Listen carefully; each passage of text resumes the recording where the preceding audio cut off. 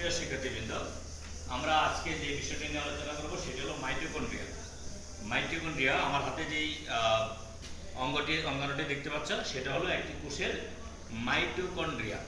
এই মাইটোকন্ড্রিয়াকে কোষের power house বা শক্তি উৎপাদন কেন্দ্র বলা হয়। কি বলা হয়? কোষের পাওয়ার হাউস বা শক্তি উৎপাদন কেন্দ্র। অর্থাৎ মাইটোকন্ড্রিয়ার ভিতরে কোষের শক্তি উৎপাদনের সকল বিক্রিয়াগুলো মাইটোকন্ড্রিয়ার ভিতরে ঘটে, অর্থাৎ অধিকাংশ বিক্রিয়াগুলো মাইটোকন্ড্রিয়ার ভিতরে ঘটে।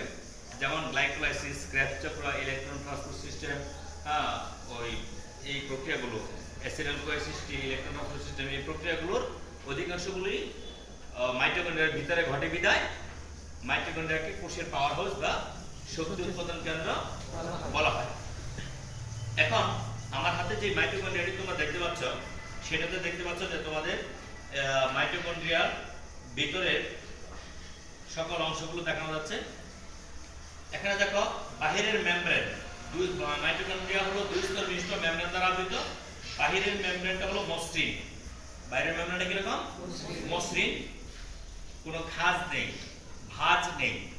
আর ভিতরে যে মেমব্রেনটা ইনার মেমব্রেন, সেটাতে ভাঁজযুক্ত। ভিতরের দিকে এই যে দেখো আঙ্গুলের মতো অভিক্ষেপ সৃষ্টি হয়েছে, ভিতরে ভাঁজ হয়ে আছে। এই ভিতরের মেমব্রেনটাকে বলা হয় অন্তঃস্থ মেমব্রেন, আর বাহিরের থেকে বলা হয় বহিঃস্থ মেমব্রেন। ঠিক আছে? তাহলে মাইটোকন্ড্রিয়া কয় স্তর বিশিষ্ট? দুই স্তর বিশিষ্ট মেমব্রেন দ্বারা গঠিত।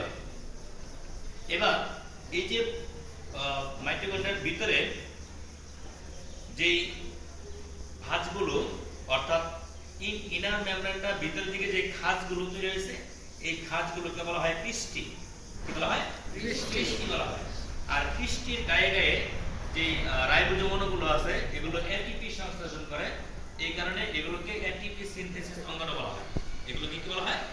এটিপি সিনথেসিস অঙ্গাণু। এরপরে মাইটোকন্ড্রিয়ার ভিতরে তার নিজস্ব কিছু ডিএনএ অণু থাকে।